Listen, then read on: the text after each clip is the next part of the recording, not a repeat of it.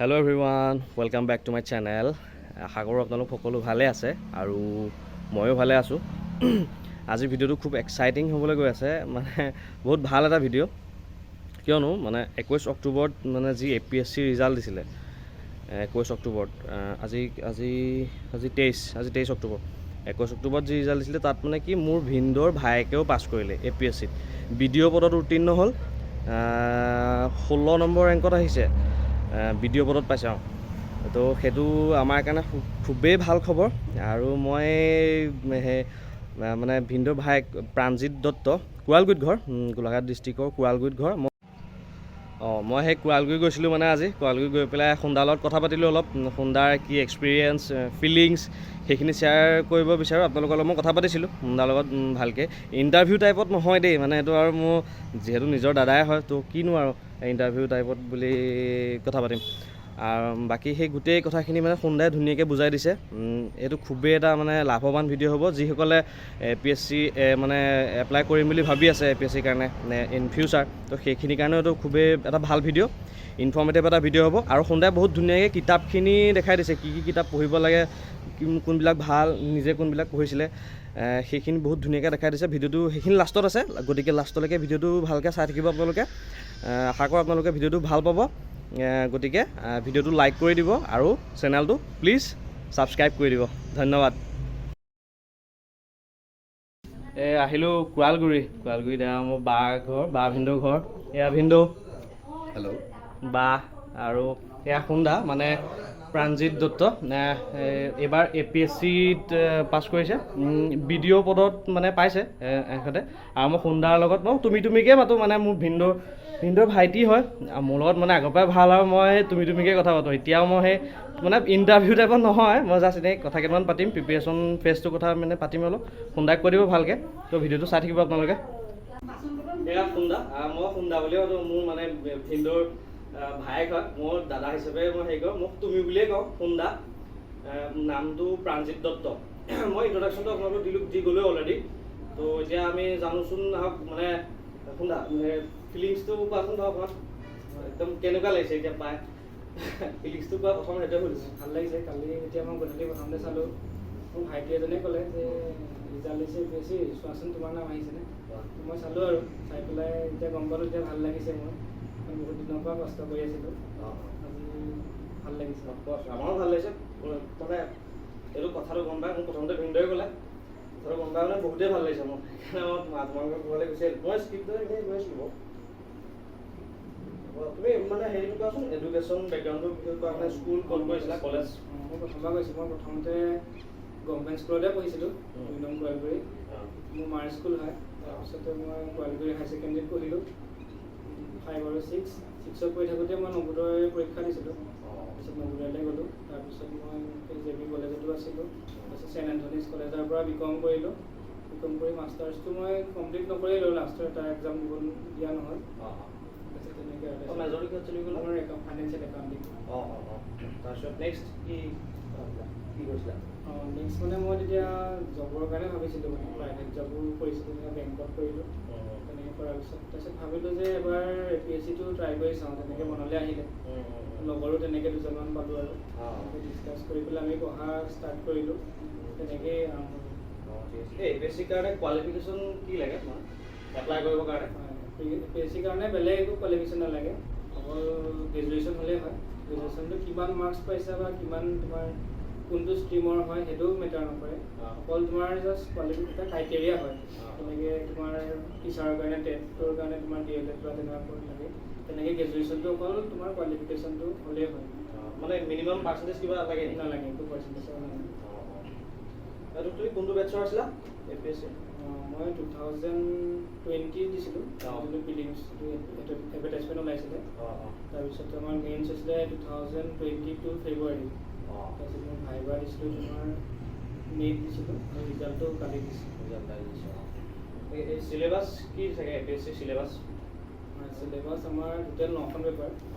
প্ৰথমখনটো আগতে কোৱালিফাইং পেপাৰৰ কথাও আছিলে, কিন্তু সেইখন আমাক দিয়া নাছিলে। বৰ্তমানে GS1, GS2, GS3 তেনেকৈ থাকে, আৰু GS5খন অসমৰ হয়। আৰু তোমাৰ অপশ্যনেল ছাবজেক্ট থাকে, তাৰ 2খন পেপাৰ থাকে। সেই অপশ্যনেল ছাবজেক্টৰ মোৰ আছিলে জিঅ'গ্ৰাফী। আৰু তোমাৰ এথিক্স বুলি থাকিব, এথিক্স ইণ্টিগ্ৰিটি এপ্টিটিউড, তাৰপিছত তোমাৰ GS1 GS2 GS3 GS4 GS5 তেনেকৈ থাকিব পাৰে। লেংগুৱেজ কি মানে এক্সাম কি প্ৰিলিমছত কি আহে মানে লেংগুৱেজটো কি আহে অসমীয়াত আহে মানে পেপাৰটো ইংলিছতে থাকে, কিন্তু এনেকুৱাও আছে যে অসমীয়াত দিও পাছ কৰিব পৰা যায়, মানে তেনেকুৱাও মই শুনিছোঁ। যোনে অসমীয়া মাধ্যমটো লৈ পেলাই শিক্ষাৰ মাধ্যম অসমীয়া লৈ পেলাইও পাছ কৰিছে। তাকে প্ৰিপেৰেশ্যন মানে কিমান দিনৰ প্ৰিপেৰেশ্যন আছিলে? প্ৰিপেৰেশ্যন পিৰিয়ডৰ বিষয়ে অকণমান কোৱাচোন। মই এইটো 2018 মানৰ পৰাই মই ষ্টাৰ্ট কৰিছোঁ। 2018 মানে আপছ এণ্ড ডাউন আছে, মাজতে খাই গৈছে, আগত কৰিছোঁ তেনেকৈ। তাৰপিছত 18 মানৰ পৰা কৰি থাকোঁতে মই 2018 যোনটো CC ওলাইছিলে, তেতিয়া 19ত মেইনছ হৈছিলে, মই মেইনছ পৰীক্ষা দিছিলোঁ, ক্লিয়াৰ হোৱা নাছিলোঁ। তাৰপিছতো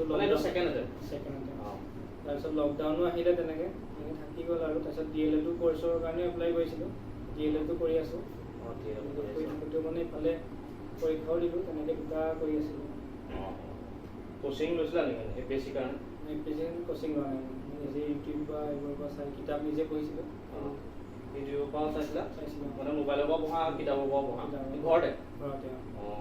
কিমান সময়মান পঢ়া মানে ডেইলি বেচিছত? ডেইলি বুলি তেনেকৈ কোনো ফিক্স চিডিউল নাছিলে মোৰ, কিন্তু সদায় চেষ্টা কৰোঁ আৰু যে মই টাচত থাকিম, বস্তুখিনি চাই যাম। আৰু NCERT কিতাপ সেইবোৰ ভালকৈ পঢ়িছিলোঁ, বেছিক বুকছ। তাৰপিছতে যোনবোৰ ভিডিঅ' আহিছিলে বা এডিটৰিয়েল বা নিউজটো চাইছিলোঁ, নিউজ পেপাৰ, সেইখিনি কৰিছিলোঁ। আৰু তুমি কি কি কিতাপ পঢ়িছিলা মানে সেই কিতাপখিনিৰ কথা মই আপোনাক ফোনদাৰ পৰা দেখাই দিব, ফোনদাই ৰুমত আছে কিতাপখিনি, মই দেখাম বাৰু আপোনালোককো। বাকী এতিয়া আৰু মানে এতিয়া ফিউচাৰত মানে যিখিনিয়ে APSC দিম বুলি ভাবিছে বা এপ্লাই কৰিম বুলি ভাবিছে সেইখিনিৰ কাৰণে মানে তুমি কি ক'বা, কিবা এটা কোৱা। মানে এনেকুৱা হ'ব, তুমি মানে এতিয়া কোনটো ষ্টেজত আছে সেইটো প্ৰথমতে চাব লাগিব, যে কলেজত পঢ়ি আছোঁ নে স্কুলত আছোঁ নে তুমি কিবা কৰি আছা। সেই তিনিটাৰ কাৰণে প্ৰিপেৰেশ্যন ষ্ট্ৰেটেজিটো বেলেগ বেলেগ হ'ব। এতিয়া কোনোবা যদি কলেজত পঢ়ি থকা পৰাই বিচাৰে, তেতিয়া কলেজৰ লগতে মানে সেইটো আগবঢ়াই নিব লাগিব। লগতে চাই গৈছা, কিছুমান বেছিক কিতাপ NCERT লগতে পঢ়ি গৈছা। আৰু যদি স্কুলৰ পৰাই আছে তেতিয়াতো আৰু ভাল, স্কুলত NCERT কিতাপবোৰতো পায়, CBSE থাকে, সেইবোৰ পঢ়িছা। লাহে লাহে এতিয়া গ্ৰেজুৱেশ্যনতো আৰু তোমাৰ ভাল হৈ যাব। আৰু যোনে কিছুমান চাকৰি কৰি পেলাই কৰিব পাৰে, সেইটো অলপ সময় দিব লাগিব। ঠিক আছে, ধন্যবাদ এইকণ সময় দিয়াৰ কাৰণে, বহুত ভাল লাগিলে। সুন্দাই মানে যিখিনি কিতাপ পঢ়িছিলে সেই কিতাপখিনি মই এনে দেখাই দিছোঁ। সুন্দা দেখাই দিয়াচোন। সুন্দা মই কেইখনমানহে কিতাপ দেখাইছোঁ। এতিয়া প্ৰথমতে মই কৈ দিছোঁ। প্ৰথমতে তোমাৰ প্ৰথমতে আমাৰ বেছিক বুক বুলি ক'লেতো NCERT কিতাপবোৰ লাগে, যোনটো CBSE হয়, ক্লাছ 6 বা 12 লৈকে। সেইখিনি মানে আমাৰ বেছিক বুক হয়। সেইখিনি আমাৰ ফাণ্ডামেণ্টেল যোনখিনি কনচেপ্ট থাকে সেইখিনি ক্লিয়াৰ হ'লে আমি যেনিবা এইবোৰ কিতাপলৈ যাব পাৰোঁ। ইয়াত তোমাৰ যেনেকৈ হিষ্ট্ৰী আমি পঢ়াৰ পিছত এইখন কিতাপ পঢ়িব পাৰোঁ, স্পেক্ট্ৰাম, যোনখন মডাৰ্ণ ইণ্ডিয়াৰ হয়। এইখন মডাৰ্ণ যোনখন হিষ্ট্ৰী, আমাৰ হিষ্ট্ৰী যোনবোৰ মানে ফাণ্ডামেণ্ট তোমাৰ যোনখিনি আমাৰ ফ্ৰীডম মুভমেণ্ট হৈছিলে, ষ্ট্ৰাগল, সেইবোৰৰ কথা আছে ইয়াত। এইখন কিতাপ বহুত দৰকাৰী, স্পেক্ট্ৰাম। ভাল কিতাপ। লেখক কোনোবা আছে নেকি? লেখকজন হৈছে ৰাজীৱ আহিৰ। মই দি দিম ইয়াত। ৰাজীৱ আহিৰ, মই দি দিছোঁ এবাৰ। নাম আছিলে ৰাজীৱ আহিৰ, IPS হয় তেখেত, তেখেতে লিখা কিতাপ। ঠিক আছে। তাৰপিছতে 2 নম্বৰতে মই ক'ব লাগিব এইখন কিতাপৰ কথা। এইখন চবেই জানে, এইখন পলিটি বাইবেল বুলি কয়। আমাৰ যোনে চিভিল ছাৰ্ভিচৰ কাৰণে প্ৰিপেৰেশ্যন কৰিছে, এইখন কিতাপ চবৰ ওচৰতে আছেই। মানে সেই কিতাপখন ইণ্ডিয়ান পলিটি M লক্ষ্মীকান্ত। সেই কিতাপখন সকলোৱে জানে, যোনে পৰিচিত হয়, মানে যোনে চিভিল ছাৰ্ভিচৰ কথা ভাবিছে। এখন বহুত দৰকাৰী কিতাপ। আৰু তাৰপিছত মই ক'ব লাগিব এইখন অসমৰ কাৰণে, এডৱাৰ্ড গেইটৰ। কিন্তু এইখন বহুত পঢ়ি টানো পায়, অলপ বৰিং টাইপৰো হয় কিতাপখন। তাৰ কাৰণে অসমীয়া মাধ্যমৰ কিছুমান কিতাপ আছে, সেইবোৰ কিতাপ বুৰঞ্জীৰ কিতাপ আছে, সেইবোৰ ব্যৱহাৰ কৰিব পাৰে। আৰু তাৰ লগতে এই কিতাপখন বহুত দৰকাৰী হয়, প্ৰিয়ম গোস্বামীৰ। এইখন পাৰ্টিশ্যনৰ মানে ইয়াণ্ডাবু সন্ধিৰ সময়ৰ পিছৰ পৰা কি কি হৈছিলে ঘটনা অসমত, সেইখিনিৰ বিষয়ে উল্লেখ আছে এইখন। এইখন হৈছে আৰু অসমৰ কাৰণে এতিয়া যোনখন GS5 পেপাৰ আহিলে, তাততো অসমৰ ইকনমি, পলিটি যোনখিনি চবৰ কথা আহে, তাৰ কাৰণে এইখন আছামীয়া বুকখন বহুত দৰকাৰী হয়। আৰু এইটো মানে মোৰ বহুত পুৰণা হয়, কিন্তু এতিয়া 2022 চন বা 21 চনৰো আছে, সেইখনো ল'ব পাৰিব। আৰু এডিটৰজন কোন আছিলে আছামীয়া বুকৰ? এইটো শান্তনু কৌশিক বৰুৱা। ঠিক আছে। তাৰপিছত মডাৰ্ণ হিষ্ট্ৰী কৈছে, এইখনো পঢ়িব পাৰে।